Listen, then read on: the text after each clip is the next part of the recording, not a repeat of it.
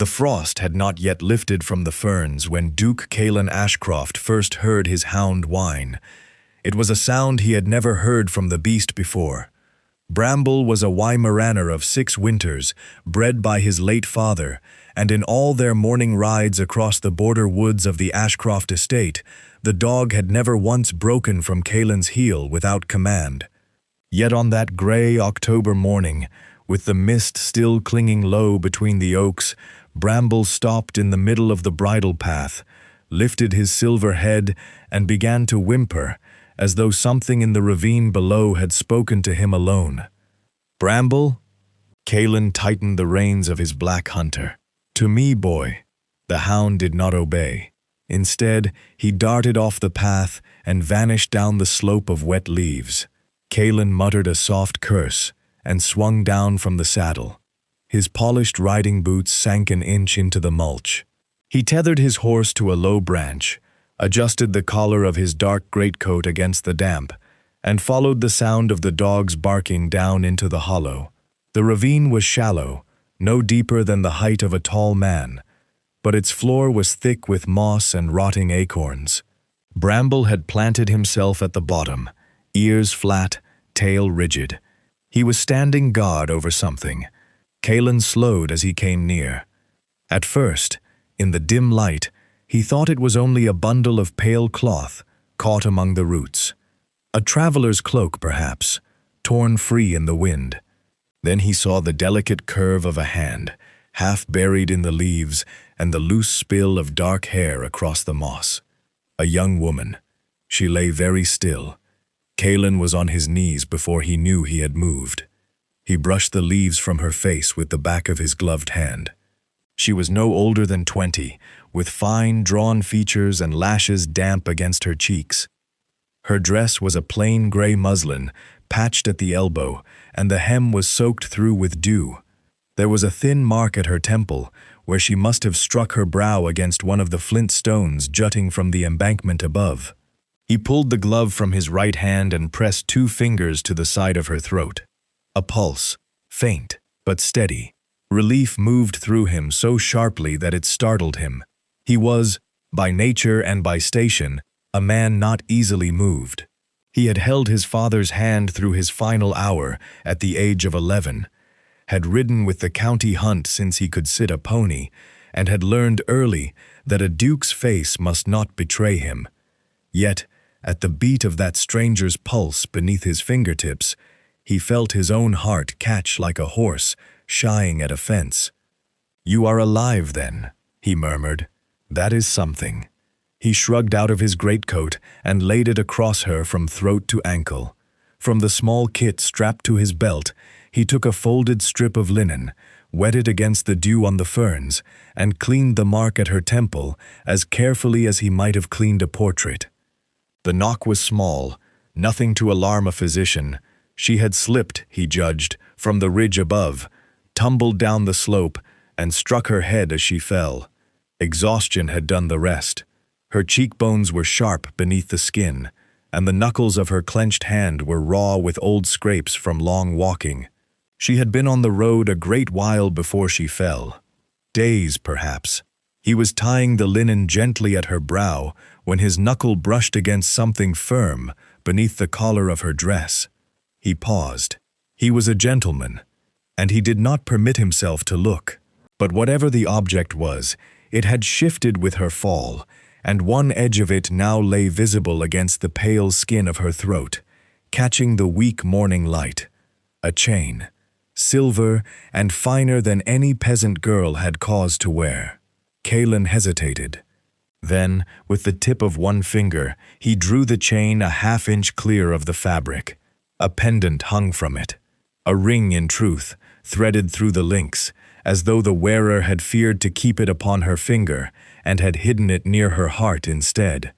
It was old work, the silver darkened at the edges, but the seal set into its face was cut deep and clean, a stag beneath a rising sun, and around the border, in a script Caelan had last seen at his father's writing desk when he was a boy of 9, the words "Fide et fortitudine," by faith and by courage. The motto of the House of Calum. Callan did not move for a full breath.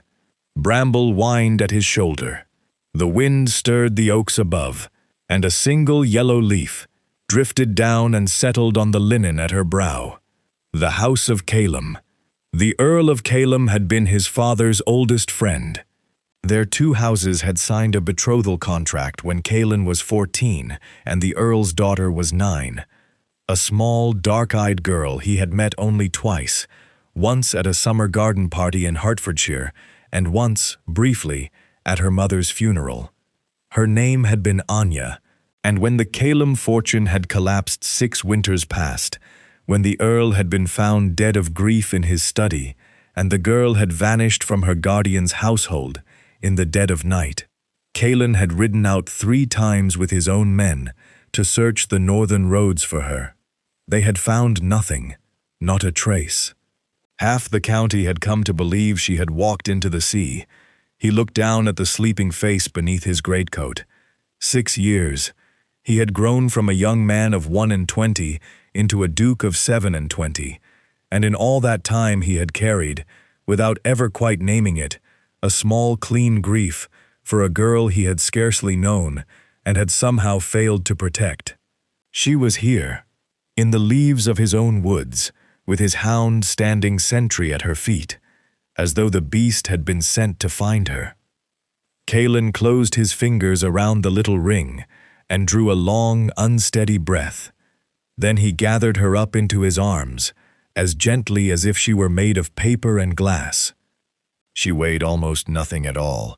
He climbed the slope with slow, careful steps, and Bramble padded after him without a sound. "Home, boy," Callan said quietly, though the word felt strange in his mouth. "Home. We are taking her home." The ride back to Ashcroft Manor was the longest 3 miles Callan had ever known. He kept his hunter at a walk, one arm braced across the girl where she lay before him in the saddle, her head resting against the shoulder of his waistcoat. Bramble trotted at the horse's fetlocks, glancing up every few strides as though to confirm the bundle in his master's arms had not slipped away. The sun rose slowly behind the oaks, but the mist did not lift. It clung to the hedgerows and blurred the outline of the great stone house as it rose at last above the elm avenue. The stable boy who came running at the sound of hooves nearly dropped the bridle when he saw what the Duke carried. "Fetch Mrs. Halvern," Callan said, before the lad could speak, "and send a rider for Dr. Warwick." Quietly, "William, do you understand me?" Quietly. "Aye, your grace." Not a word to anyone below stairs. Not the footman, not the grooms. The boy nodded and bolted. Callan carried her himself through the servants' passage, rather than the great hall, past the still room and up the narrow back stair to the small infirmary chamber his mother had kept for tenants during her lifetime. It had not been used in 9 years. The bed was aired only once a fortnight, out of habit rather than need, but the linens were clean and smelled faintly of lavender from the sachets Mrs. Halvern insisted upon. He laid her down upon the coverlet with a care that surprised him. Mrs. Halvern arrived within the minute, her cap slightly askew, her sleeves already pushed back to the elbow. She was a woman of 55, broad in the shoulder and quick in the eye, and she had known Callan since he was little. She took one look at the girl on the bed, another at the Duke standing over her, and asked no questions at all. "Warm water," she said briskly, "and the good flannel from the press." A housemaid was dispatched, and within a quarter of an hour the girl had been washed of the forest mud, her damp gown exchanged for a clean linen shift, and the small mark at her temple bathed with witch hazel. Mrs. Halvern examined the bruise with the practical calm of a woman who had seen 100 kitchen burns and stable falls in her time. "It is nothing to fear, your grace," she said at last. "A slip and a knock, no more. She is thin as a wren, poor lamb. It is the hunger that has pulled her under more than the blow. Broth when she wakes, and quiet, and she will do." "You are certain?" "As certain as any woman may be before Dr. Warwick has his say." Caelan inclined his head. "Sit with her, Mrs. Halvern. Do not leave her until the doctor comes. And speak of her to no one. Not a syllable, sir." He hesitated at the threshold. The girl's face upon the pillow looked younger now that the mud was gone, and paler too. Her dark hair had been combed back from her brow and lay in a loose plait across her shoulder. She stirred once beneath the coverlet, murmured something he could not catch, and settled again into sleep. Caelan went down to his study. The room was on the west side of the house, oak-paneled and cold at that hour, and he did not ring for the fire to be lit. He crossed to the great desk, took a small brass key from his waistcoat pocket, and unlocked the lowest drawer of the cabinet behind him. From it he drew 3 heavy volumes bound in red Morocco leather, the ledgers of alliance and estate that his father had kept, and his grandfather before him. He laid the silver ring upon the desk beside them. Dr. Warwick arrived an hour later, was received in the infirmary, and confirmed Mrs. Halvern's judgment in gentler words. Rest, broth, a little laudanum if she woke distressed, and no visitors. Caelan thanked him at the door, pressed a folded note into his hand, and reminded him of the discretion that had always existed between their families. The doctor bowed and departed without curiosity. Alone again in his study, Caelan sat down at last. He opened the second ledger and turned the pages slowly, past the marriage records and the tenancy renewals, until he came to a document folded into a linen sleeve near the back. The paper was yellowed at the edges. The seal at the foot was a stag beneath a rising sun. "Articles of betrothal," it read, in his father's steady hand, "entered upon this 14th day of April, in the year of our Lord 1811, between the Right Honourable Edmund Ashcroft, Duke of Ashcroft, on behalf of his son and heir Caelan Edmund Ashcroft, and the Right Honourable Henry Vale, Earl of Calem, on behalf of his daughter Anya Elizabeth Vale." Caelan laid the ring beside the paper. He drew the candle nearer. The stag on the seal matched the stag on the ring, line for line, down to the small curl of the tongue and the 7 points of the antlers. There were only 3 such rings in existence, cast for the daughters of the House of Calem 3 generations back, and every one of them had been accounted for at the time of the family's fall. 2 had gone to the Earl's elder sisters. The 3rd had passed to his only daughter on the morning of her 9th birthday. Caelan had seen it once, on a small hand held out at a garden party in Hertfordshire, 16 summers ago. He sat back in his chair. Outside, the mist had begun to lift at last. A blackbird sang from the yew hedge below the window. Upstairs, in a room that had stood empty for the better part of a decade, the promised bride his father had chosen for him lay sleeping beneath his own roof, breathing softly, and no one in England knew that she was alive, except him. She woke a little after noon on the 2nd day.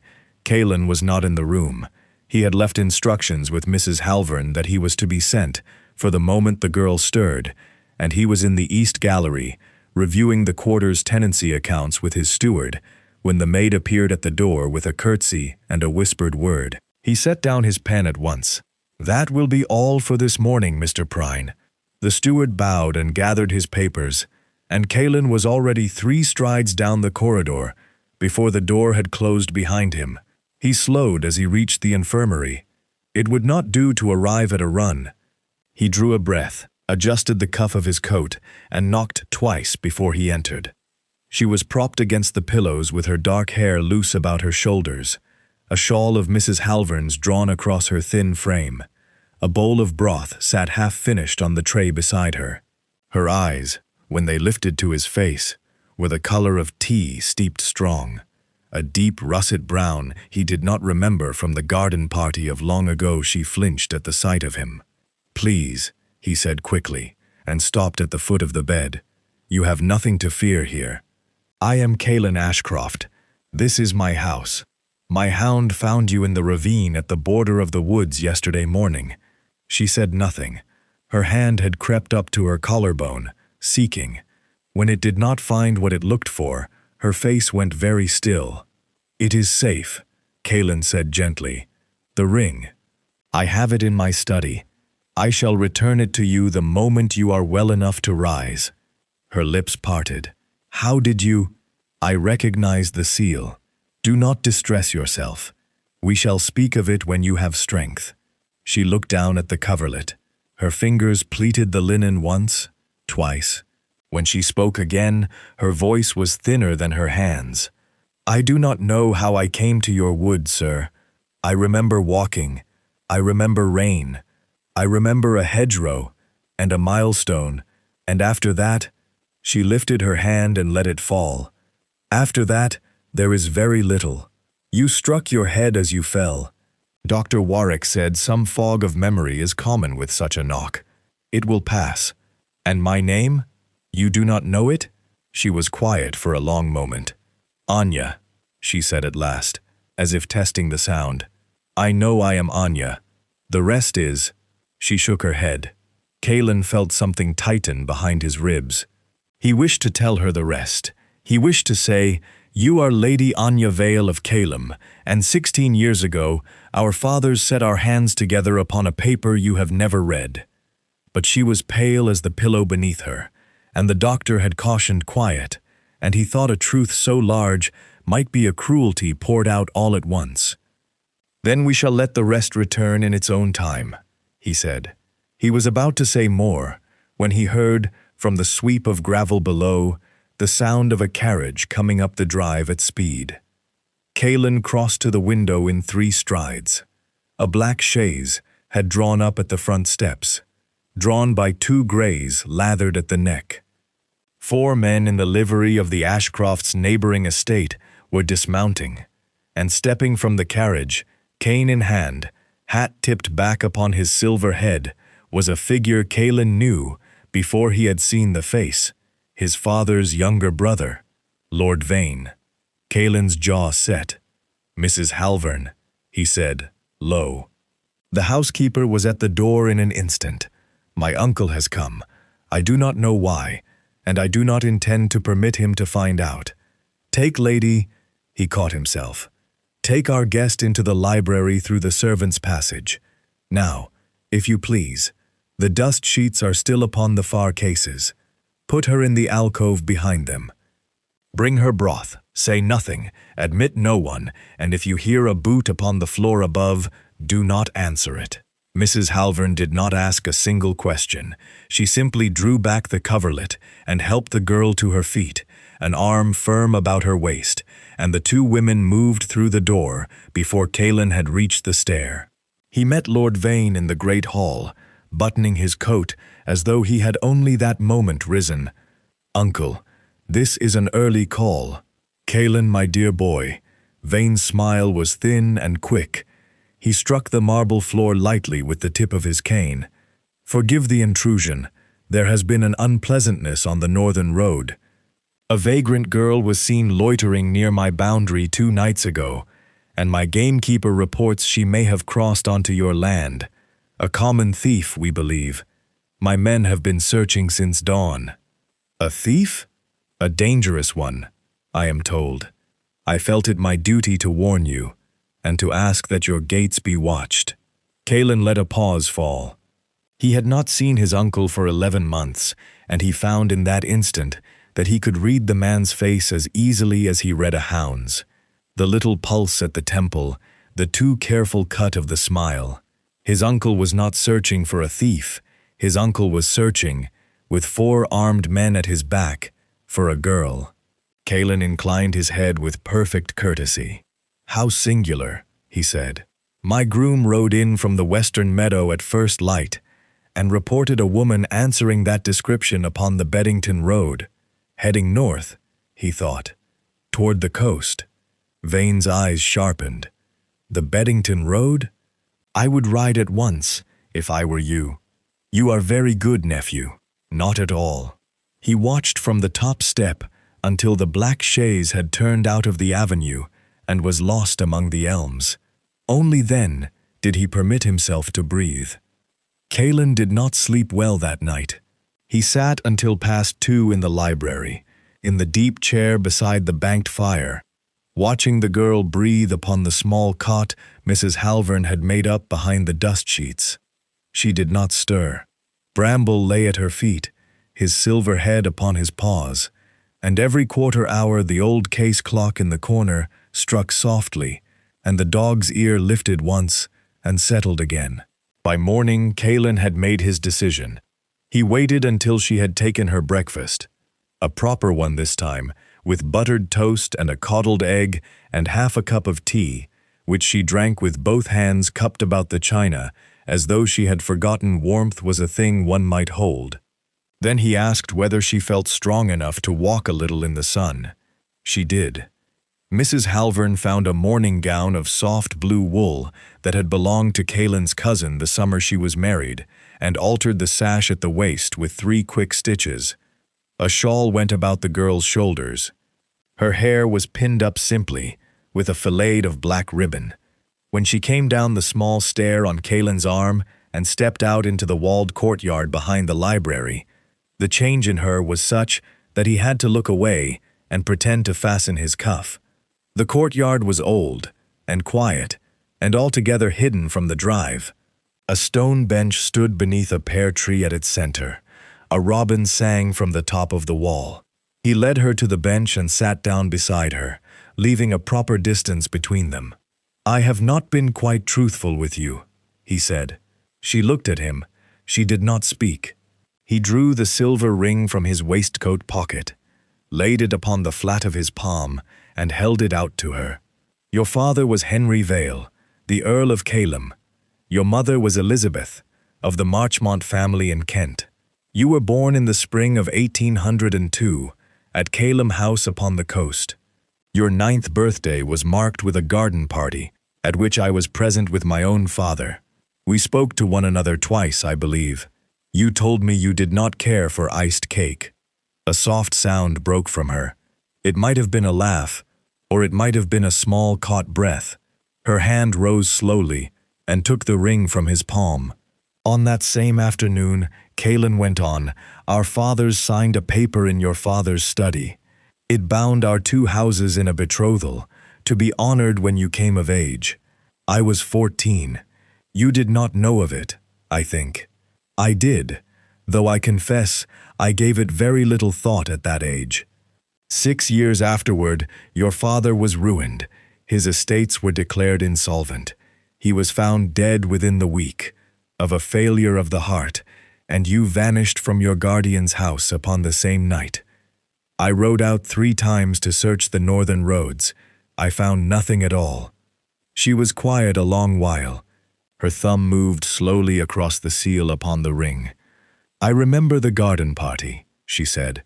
"There was a boy in a green coat who was very tall for his age. He fetched me a lemon ice because he saw I did not care for the cake. That was I. Yes." She closed her fingers around the ring. "My father did not fail," she said, and her voice had steadied. "I remember that now. There was a night. I was 15, and he came into my room very late, and he woke me, and he said, 'Anya, if ever you are told that I have been careless with what belongs to us, you are to remember the loose stone.' He made me repeat it back to him. The loose stone, in the study, behind the shelf where the atlas is kept. He said the true deeds and the true ledgers were there, and that if ever a day came when I could not find him, I was to find them." Kalen felt his breath still. "You know where the proofs are." "I know where he told me to look. I have not been to Calem House in 6 years." She lifted her eyes to his. "Who benefited, sir, from my father's ruin? Whose name lay upon the papers that undid him?" Kalen thought of a silver head, bent beneath a black hat, upon his own front step. "My uncle, Lord Vane." She did not weep. She did not cry out. She only closed her eyes for a slow count of 3, and when she opened them again, there was something in them that had not been there before. A steadiness, a resolve. He thought, watching her, that whatever the last 6 years had put her through, They had not put out the light behind her face. They had banked it, only as one banks a fire against the morning. "Then he will come again," she said. "He will. And this house is not safe. It is not. He has an informer among my grooms. I have long suspected it, and yesterday confirmed it. Whatever we do, we must do without the household's knowledge." She nodded once. "We must go to Calem House. We must." "When?" "Tomorrow before dawn. On horseback, dressed plainly. I shall tell Mr. Prine I am riding to inspect the coastal farms and shall be absent a week. Mrs. Halvern will know the truth, and no one else." "Very well." A pause fell between them.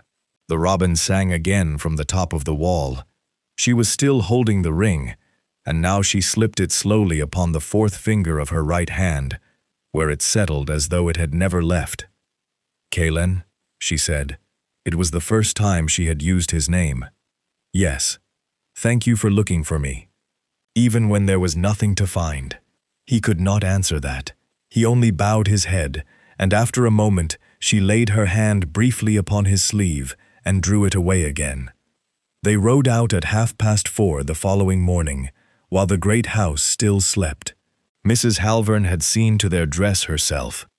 Kalen wore a plain brown riding coat borrowed from his under-steward, a shirt of coarse linen, and a soft felt hat that shadowed his face. Anya was in a gray traveling gown, a shawl of brown wool, and a bonnet of dark straw with a wide brim. To any traveler upon the road, they would appear as a country gentleman of small means and his young wife, riding to visit her people at the coast. 2 saddlebags carried bread, cold ham, a flask of cider, a purse of coin, and a pair of loaded pistols wrapped in oilcloth that Kalen did not mention and hoped he would not have cause to. Bramble had been left behind, howling softly at the stable door. A silver hound at a country gentleman's heel would have undone the disguise before they passed the first toll gate. The lane was still dark when they turned out of the back drive. A thin mist lay upon the fields. Somewhere a cock crowed and was answered, and the world began to move. They kept to smaller ways at first, the drovers' tracks and the old bridleways that skirted the parish villages. By the time the sun came up above the hedgerows, they were 10 miles from the manor, and there was nothing behind them but a green quiet. "Do you ride often?" Kalen asked, when they had settled into a walk along a broad heath. "I did as a girl, every morning before breakfast, with my father. I have not sat a horse in 6 years. You would not know it to look at you. The body remembers what the mind forgets. My father always said so." She was riding a bay mare called Sorrel, the gentlest creature in the Ashcroft stables, and she sat her well, her back straight and her hands quiet upon the reins. Kalen watched her from the corner of his eye and thought that a great deal of what had been broken in her these last years had begun, quietly, to knit itself again beneath the plain gray gown. They stopped at midday at a small wayside inn called the Ploughman's Rest, on the edge of a beech wood. Kalen took a private parlor and paid for it in silver. They ate a plain dinner of mutton pie and small beer, and the innkeeper's wife asked no questions and offered no gossip, and they were on the road again within the hour. By late afternoon, the country began to change. The hedgerows gave way to stone walls. The soil grew thin and pale beneath the horses' hooves, and the wind carried, for the first time, a faint, clean bite of salt. "The sea," Anya said quietly. She had not spoken for some miles. "You feel it. I remember it. It smells of home." They came down into a coastal valley as the light was failing and took shelter at a small posting inn upon the cliff road, where a room was engaged under the name of Mr. and Mrs. Ashley. The innkeeper glanced once at the gold band Kalen had slipped upon Anya's finger before they dismounted, and glanced no more. They dined together at a small table by the fire. "I have a confession," Anya said, when the plates had been cleared and the innkeeper had retreated. Her fingers turned the little band upon her knuckle. "This is the first meal I have eaten across a table from another soul in more than 3 years." Kalen set down his cup. "Where have you been, Anya?" She was quiet for a while, looking into the fire. "After my father died," she said, "my guardian was a cousin of his, upon my mother's side, a Mrs. Prowse of Ludlow. She was not unkind at the first. But within a month of my coming to her house, a letter arrived. I never saw who it was from, and after that she would not meet my eye. She told me one morning that I could no longer be kept, and gave me the fare to a place of employment in the north. I went. It was a laundry in a mill town. I worked there 4 years. When I could bear it no longer, I left, and I have been walking south since April. Since April! I meant to reach the coast. I meant to find Calum House. I did not remember then that it lay to the east of your woods and not to the west. I took the wrong road at Hartsmere and walked 3 days beyond, where I ought to have turned. That is how I came to your ravine." Kalen did not answer at once. He was looking at his hands. "If I had known," he said at last, "if any word had come to me, you could not have known. My guardian was paid to hide me, and she was paid well. I understood that afterward. I was 15, and I did not understand it then." "Paid by whom?" She met his eye. "I think we both know." He nodded slowly, and after a moment reached across the small table and set his hand briefly over hers. She did not draw it away. The fire cracked softly in the grate, and outside, far below the cliff, the sea went in and out upon the shingle. "Tomorrow," he said, "we shall have the proofs in our hands. And then? And then the law is the law, Anya, even for the uncles of dukes. I shall see him answer for every year of it." She looked at him for a long moment across the small table. Whatever she saw in his face seemed to satisfy her, for she gave a small nod and drew her hand gently back and folded it with the other upon her lap. They spoke no more that night. They parted at the door of the little chamber, she within, he to a settle in the parlor below, and the inn grew quiet, and the sea kept its slow counsel against the shingle, in and out, till dawn. They came within sight of Calum House a little before noon. The road down from the cliff was narrow and much overgrown, and Kalen dismounted twice to lead Sorel past a fallen elm and a patch of loose scree. Anya rode a length ahead of him now. She had grown quieter since dawn, and he did not press her. A woman returning after 6 years to the house of her childhood did not need conversation. She needed only for the horse behind her to keep pace and be patient. The house appeared at last through a gap in the hawthorn.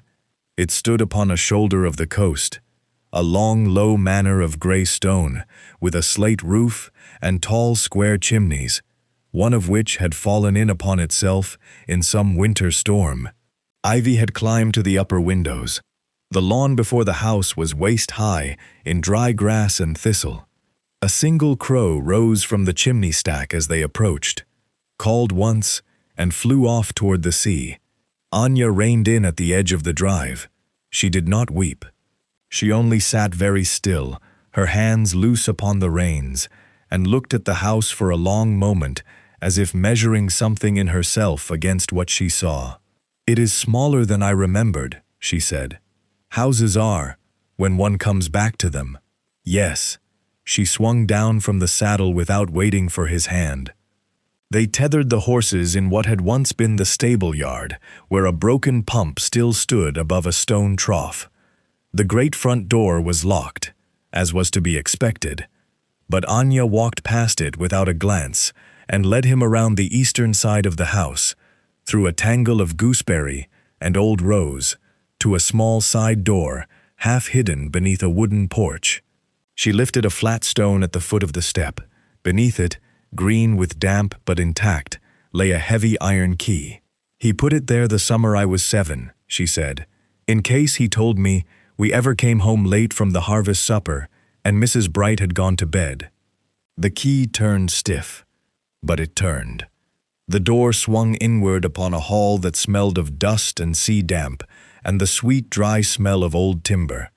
Anya crossed the threshold as though the last 6 years had folded up quietly behind her.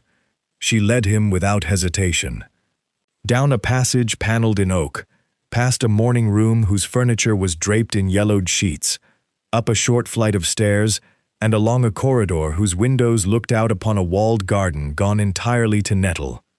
Kaelin followed a pace behind, saying nothing. The study was at the end of the corridor. It was a small square room with a bay window facing the sea. The desk still stood beneath it, its inkwell empty and its blotter dry. 2 walls were lined floor to ceiling with bookcases, and every shelf was still full, the books furred with mold at their tops, but standing yet, as though their owner had only stepped out an hour before and had meant to come back. Anya stood a moment in the doorway. Then she crossed to the leftmost bookcase and laid her hand upon its side, high up, where a small brass rosette was set into the wood. "He showed me only the once," she said. "I was 15. He made me practice it 3 times, and then he told me never to speak of it, and never to try it, unless I could not find him." She pressed the rosette. There was a small, dry click within the wall.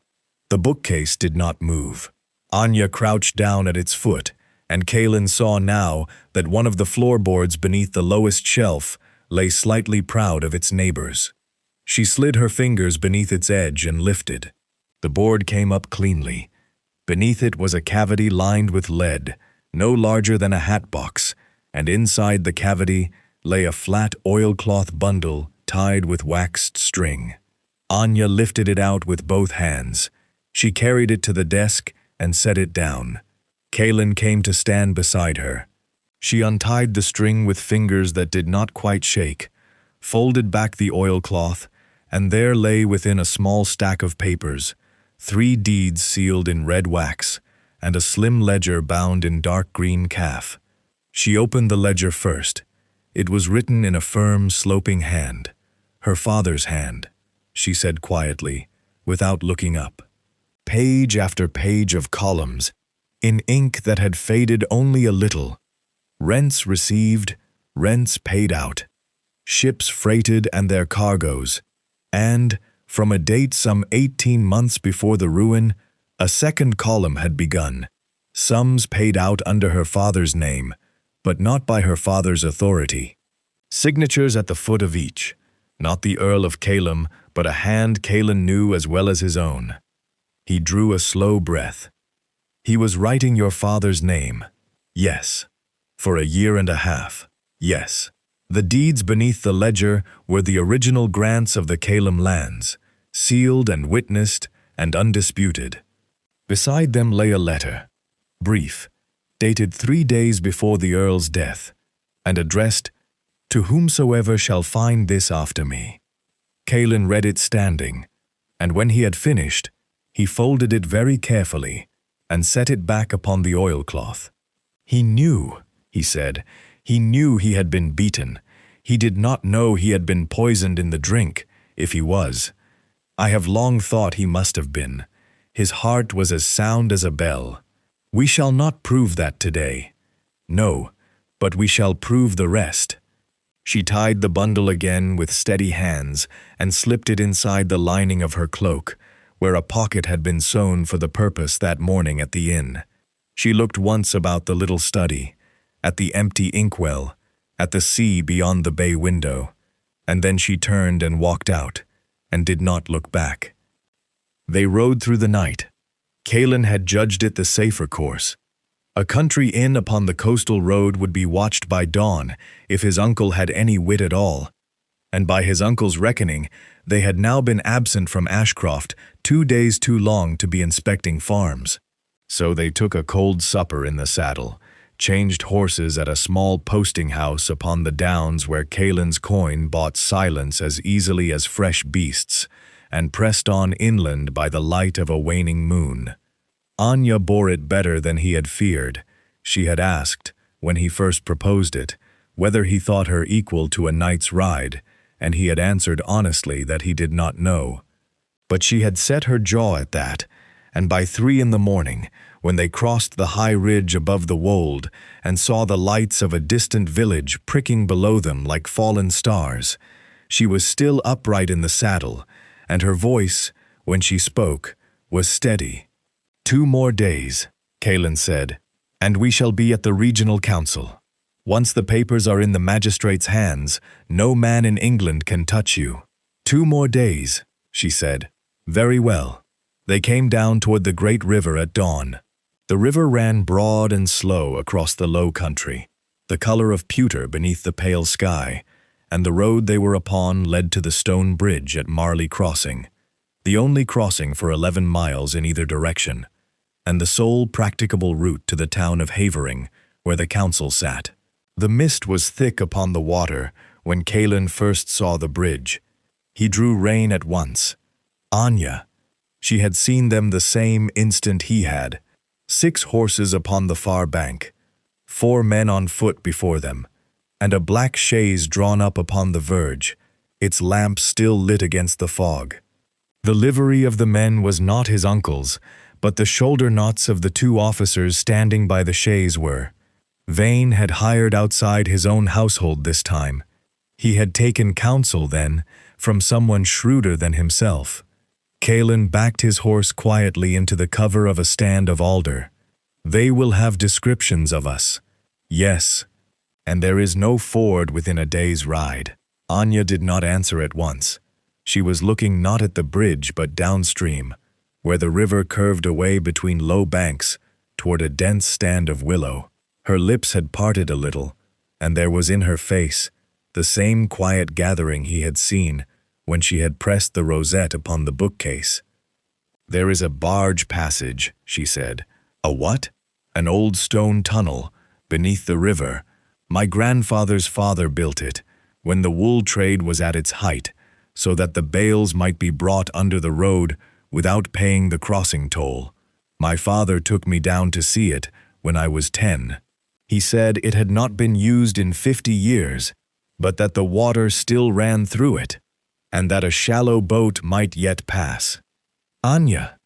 It is a mile downstream. The mouth of it is hidden under the willows on this bank. There is a keeper's cottage above it, or was. Kaelin looked at her a long moment. Then he turned his horse. The willows were thicker than she had remembered, and it took them the better part of an hour to work their way down along the bank without breaking cover.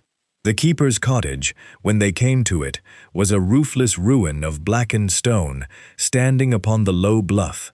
But below it, half choked with brambles and quite invisible from the road, was a broad stone arch set into the bank at the waterline. A rusted iron ring was fixed in the keystone. A small, flat-bottomed boat lay drawn up upon the mud beside it, its timbers gray with age but sound, and a single long punt pole lay across its thwarts. Someone comes here still, Kaelin said quietly. An eelman, most likely. It is no matter. It floats. They tethered the horses in a hollow behind the ruined cottage and covered the saddles with fern. Kaelin took the punt pole. Anya sat forward in the boat, with the oilcloth bundle beneath her cloak and one hand upon the gunwale. He pushed off, and the boat slid out into the current, and the mouth of the tunnel took them in. The dark was total for a moment. Then his eyes adjusted, and he saw that a thin gray light seeped in from vents cut through the stone above their heads, spaced at intervals along the vault. The water was slow here, and the passage broad enough for 2 boats abreast. He set the pole against the wall and pushed, and the little craft moved steady as a swan. Above them, muffled by the weight of the road and the river both, he heard the sound of hoofbeats crossing the bridge. Anya did not move. She sat very still in the bow with her hand upon the bundle at her breast, and her face in the dim gray light was the face of a woman who had passed beyond fear into something colder and clearer than fear. The tunnel was some 400 yards. It felt longer. When the far arch opened at last, and the pale light of morning came in upon them across the water, Kaelin let out a breath he had not known he was holding. They came out among reeds upon the eastern bank, hidden by a low headland from any eye upon the bridge. Kalin drew the boat up quietly. He handed Anya out onto the turf. "There will be a farm within the mile," he said. "We shall buy horses and be at Havering by nightfall." "Yes?" She stood a moment upon the bank, looking back at the dark mouth of the tunnel. Then she turned inland and did not look back. The assembly hall at Havering stood upon the market square, a broad building of pale stone, with a pediment above its double doors, and a stone lion couchant upon either side of the steps. It was the seat of the regional high council, at which the magistrate and his 4 assessors sat in judgment upon all matters of estate, tenure, and title in the eastern counties. It met upon the 2nd Wednesday of each month. That Wednesday was the day Kalin and Anya rode into the town. They had reached a farm at Netherfold by midday of the day before, where Kalin's silver had bought them 2 fresh horses and a change of clothes befitting their business. Anya was now in a gown of dark green silk that had been the farmer's daughter's wedding dress, altered in the small hours by the farmer's wife, with an art that would have shamed a London modiste. A traveling cloak of black wool went over it. Her hair had been dressed simply and coiled at the nape of her neck. About her throat, upon a fresh silver chain, hung the ring of Kalin, in view for the first time in 6 years. Kalin wore his own coat, which had been carried folded in a saddlebag since the morning they left Ashcroft. Black broadcloth, cut in the London fashion, with the small pin of his order at the collar. He was the Duke of Ashcroft again, and he meant to be seen as such the moment they crossed the threshold. The hall was already full when they arrived. Kalin had timed it so. The clerk at the door glanced up, saw the pin at his collar, and rose so quickly that his chair scraped upon the flags. "Your Grace, I shall require a word with the magistrate. At once." "He is in session, Your Grace. There is a matter before the bench." "I am aware of the matter before the bench. It concerns me, and it concerns the lady upon my arm. Have the courtesy to announce us." The clerk had the wit not to argue. They entered by the great doors at the rear of the hall. The chamber was long and high, paneled in oak to the height of a man's head. The 5 members of the council sat upon a raised bench at the far end, in black robes and grey wigs, and before them stood a rail behind which the parties to the current cause were assembled. A clerk was reading from a document in a level voice. Kalin heard the words "the vacant and abandoned estate of Kalin," and no living issue of the late Earl having come forward within the statutory period, and the petitioner therefore praised that the reversion be granted to him as the nearest. At the rail stood Lord Vane. He had his back to the doors. He wore a dove-grey coat, and his silver head was bowed a little as he attended to the clerk's reading. Beside him stood a solicitor Kalin recognized, a thin man of the Havering bar, whose name had lately begun to appear in matters that would not bear a strong light. The clerk at the door struck his staff once upon the floor. "His Grace the Duke of Ashcroft," he announced, "and Lady Anya Vale of Kalin." The chamber went perfectly silent. Lord Vane turned. Kalin had wondered, upon the long ride down, what he would feel at the moment his uncle first saw the girl he had believed 6 years dead. He had thought he might feel triumph. He had thought he might feel anger. In the event, he felt nothing at all except a very cold and very steady clarity, and he found afterward that he was glad of it. Vane's face did not lose its color. He had, whatever else might be said of him, the nerve of a gambler. He only inclined his head with the smallest of smiles, as if to say, "Well played, nephew," and turned back to the bench. "My lords," he began, "this young woman, my lords." Kalin's voice cut through the chamber like a bell. "Before my uncle speaks another syllable, I ask leave to lay before the council certain documents that have this day come into my possession." The magistrate was a stout man of 60, called Sir Hugh Farringdon, who had known Kalin's father. He looked from Kalin to Vane and back, and after a moment, inclined his head. "Leave is granted, your grace. Approach the bench." Kalin and Anya walked the length of the chamber together. Kalin laid the oilcloth bundle upon the clerk's table. Anya, at his nod, drew back her cloak and lifted the ring upon its chain into the light. The magistrate leaned forward. He examined the seal of the ring first, holding it beside a wax impression that the clerk brought from a great ledger at his elbow. He examined the deeds next, each in turn, breaking the seals with his own hand. He examined the ledger last, and this took him the longest, for he turned page after page, and his face grew grave, and once he glanced up at Lord Vane and did not glance at him again. He set the ledger down. "Lady Anya Vale of Calum," he said. "The council receives you." Anya curtsied. She did not speak. Sir Hugh looked at Lord Vane.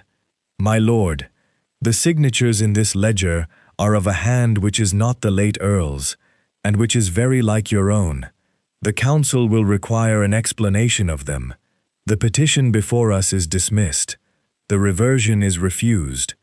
Constables, you will attend upon Lord Vane and see him conveyed to the county jail at Havering, pending examination." Vane's smile did not quite go. It only thinned to the edge of a blade. "Nephew," he said quietly, as the constables came forward. Kalin looked at him. "Uncle." That was all that passed between them. Vane was led out through the side door. The chamber rose in a low murmur that swelled and did not cease, and Kalin offered Anya his arm, and together they walked back down the long hall into the pale October light of the market square. 3 days later, the notice was posted at the door of every parish church in the eastern counties. By decree of the Regional High Council at Havering, the name and heritage of Lady Anya Elizabeth Vale of Calum are hereby restored in full, together with all lands, rents, and appurtenances belonging to the said estate, given under the hand of Sir Hugh Farringdon, magistrate, this 15th day of October. Anya read it once, at the church door in the village nearest Calum House, and then she folded her gloved hands together and walked back to the carriage without a word. She had returned to the coast the day after the hearing. There was much to be done, and she wished to be there while it was doing. Kalin had ridden back to Ashcroft to set his own affairs in order and to write the necessary letters to his aunt in Bath, who had never loved her brother-in-law and who received the news of his disgrace with a composure that did her credit, to his cousin at the Admiralty, to the family solicitors in Lincoln's Inn.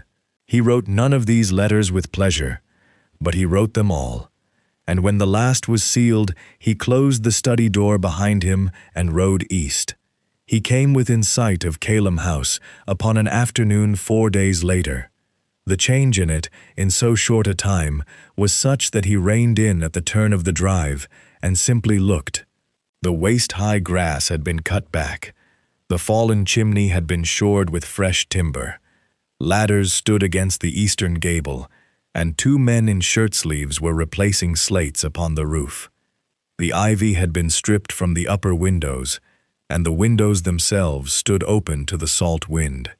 A cart of stone had drawn up at the stable yard, and a stonemason was measuring a broken sill with a length of twine. Anya was in the garden. He saw her before she saw him.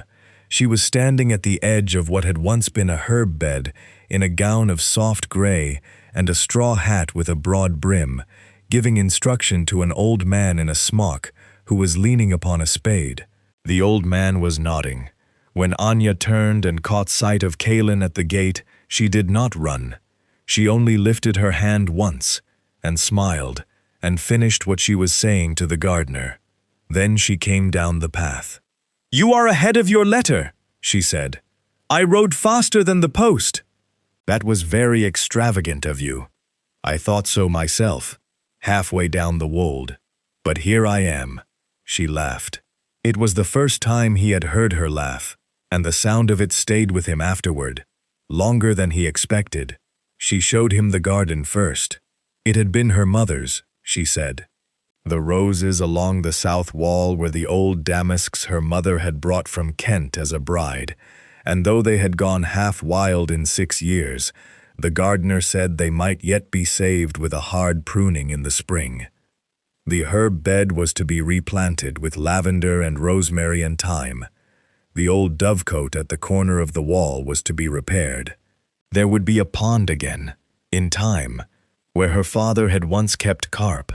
She spoke of it all in the same steady, practical voice with which she had opened the vault beneath the study floor, and Kaelin thought, listening to her, that whatever the last 6 years had taken from her, they had also given her something, a knowledge of what a life was worth, a clear eye for what could be mended and what could not. They walked to the low wall at the end of the garden, where the ground fell away toward the sea. The tide was out. The sun was beginning to set upon the water, and the light lay long and gold across the shingle. They stood a while in silence. "Kaelin," she said at last, "yes. When our fathers signed that paper, I was 9 years old. I know. I did not choose it. Neither did you. No." She turned to face him. The brim of her hat cast a shadow across the upper half of her face, but her eyes beneath it were very clear. "I have thought a great deal about this since Havering. If I am to be Lady Anya of Calem again, then I am not a girl to be given away by a paper signed by a man who is now dead these 6 years. That paper is nothing. I have no claim upon you by it, and you have no claim upon me." Kaelin inclined his head. "That is true. So I release you from it, freely, and before witnesses if you require them, though I hope you will not." "I do not." "Very well." She was quiet a moment. The wind lifted a loose strand of her hair from beneath the hat, and she put it back with her gloved hand. "And having released you," she said, "I should like to say that if you were, of your own choosing and mine, to ask a question of me one day, I should not be sorry to hear it. I should not be sorry at all." Kaelin looked at her. Then he smiled, a slow smile that began in his eyes and did not reach his mouth till the last. "Lady Anya, your grace, when your roses have been pruned in the spring, and your dovecote is mended, and your gardener has your pond stocked again with carp, I shall come down and ask it." "That will do very well," she said. "That will do very well indeed." They stood a while longer at the low wall, watching the tide come in below. Bramble, who had ridden the last mile at the heel of Kaelin's horse, came padding round the corner of the house at last, and settled his silver head against her hand, as if he had known her all his life. Somewhere behind them, on the roof, a slate was set into its place and tapped home.